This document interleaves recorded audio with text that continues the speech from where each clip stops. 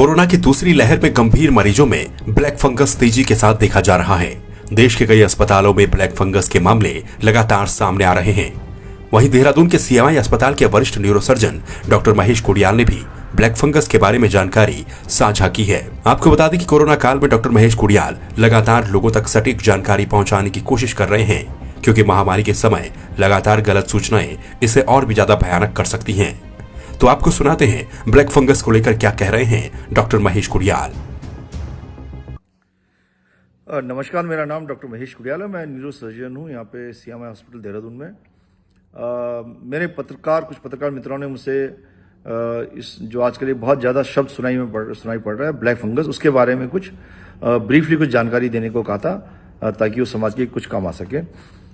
देखिए, black fungus जो हमें आजकल कोविड मरीजों के संदर्भ में सुनाई पड़ रहा है, ये एक बीमारी है जो कि हम इस कोविड की इस वेव में देखने को काफ़ी मिल रही है।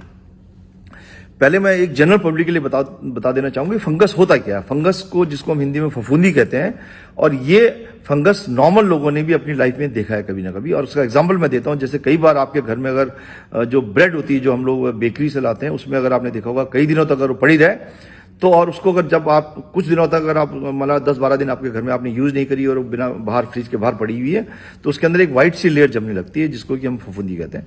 सिमिलरली आपने देखा होगा जब आप जाड़ों के कपड़े अगर बिना ड्राई क्लीन करे हुए उनको अगर बॉक्स में रख देते हैं, अलमारी में रख देते हैं, और जब आप 6 महीने बाद उनको दोबारा देखते हैं तो आपके कोट पे या आपके कपड़ों पे एक व्हाइट सी या ग्रीनिश लेयर दिखती है, जिसको कि हम, जिसमें स्मेल भी आती है, जिसको हम फफूंदी कहते हैं। तो फंगस इज सेम।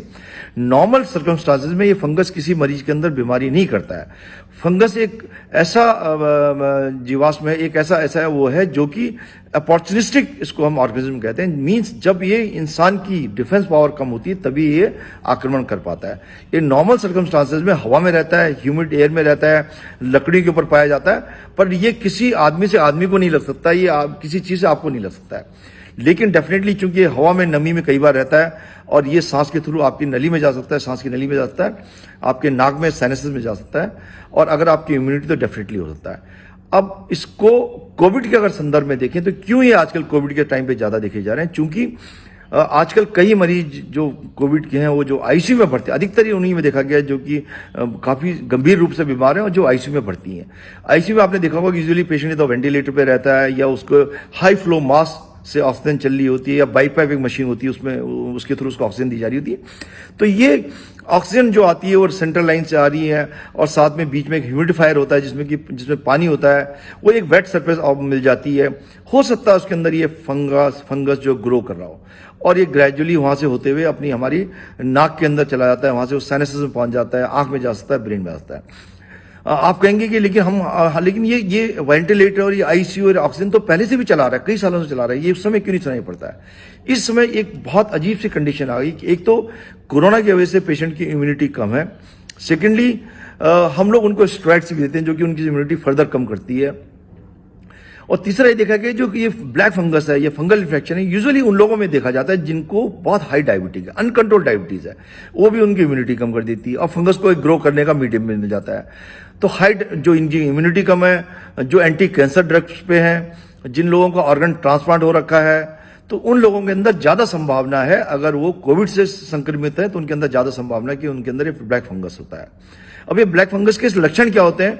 नॉर्मली ये देखा जाता है कि यूजुअली ये पेशेंट को, अधिकतर हमने देखा कि जब ये पेशेंट को यहाँ से छुट्टी हो जाती है, पेशेंट ठीक हो जाता है, तो बाद में वो कंप्लेंट लेके आता है कि उसके नाक में दर्द हो रहा है, या आंखों के चारों तरफ दर्द हो रहा है, लाली छा रही है, उसकी रेडनेस हो जाती है, स्वेलिंग होती है, कई बार सांस लेने में तकलीफ होती है, बुखार आना शुरू हो गया है, और कई लोगों के नाक से खून आना भी शुरू होता है। इसको ब्लैक फंगस इसलिए कहते हैं कि ये जो टिश्यू की गैंग्रीन कर देता है, उसको डिस्ट्रॉय कर देता है, वो ब्लैक हो जाता है। जब आपने देखा होगा जब कोई टिश्यू मरता है, जब त्वचा या कहीं भी कोई चीज की डेथ होती है तो वो ब्लैक हो जाती है, तो इसलिए उसको ब्लैक फंगस कहा जाता है।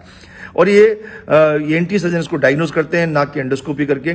ये आंख तक पहुंच जाता है, अगर ये आंख में पूरा संक्रमण हो गया तो कई बार मरीज की जान बचाने के लिए आंख निकालनी भी पड़ती है, और अगर ये ब्रेन में पहुंच गया तो ये ब्रेन को फंगल इंसेफेलाइटिस कर देती है, जो कि ये काफी फेटल कंडीशन है। इस बीमारी को अगर अर्ली स्टेज में पकड़ा जाए तो डेफिनेटली इलाज भी है, और थोड़ा इसकी एंटी फंगल ड्रग्स है वो काफी लंबी चलती है, लेकिन पेशेंट के बचने की संभावना काफी रहती है। लेकिन अगर इसमें डिले हो जाए तो डेफिनेटली ये जानलेवा सिद्ध हो सकता है। तो आपको घबराने की जरूरत नहीं है। ये फंगल इन्फेक्शन जो है नॉर्मल ह्यूमन बींग्स में कुछ नहीं कर सकता अगर आपकी इम्यूनिटी ठीक है, अगर आप शुगर आपकी कंट्रोल्ड है। लेकिन डेफिनेटली अगर आप इम्यूनो कॉम्प्रोमाइज, आपकी इम्यूनिटी कम है, आपको कोविड हो रखा है, साथ में चूंकि उसमें ब्लड काउंट्स भी कम हो जाते हैं, ब्लड लड़ने की क्षमता कम हो जाती है, ऊपर से हम लोग स्टेरॉइड्स भी देते हैं अब गंभीर बीमारी को लड़ने के लिए, तो उसमें इसके होने की संभावना अब ज्यादा देखी गई है।